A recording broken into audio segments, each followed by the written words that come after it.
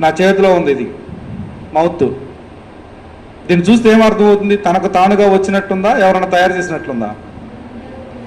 దీనికి సంబంధించిన కంపెనీ ఉంటుంది, ఆ కంపెనీ వాళ్ళు తయారు చేశారు.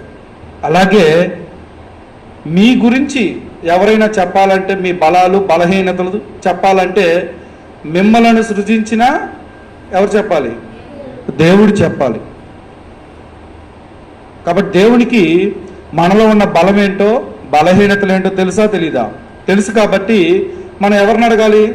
నన్ను కూర్చున్న సత్యం నాకు తెలియజేయి నాయనా అని ఎవరిని అడగాలి? దేవుణ్ణి అడగాలి. దేవుడు ఎలా మాట్లాడుతున్నాడు? ఈ రోజుల్లో వాక్యం ద్వారా మాట్లాడుతున్నాడు. కాబట్టి ఇప్పుడు మనం వాక్యం ద్వారా ఏం తెలుసుకోబోతున్నాం?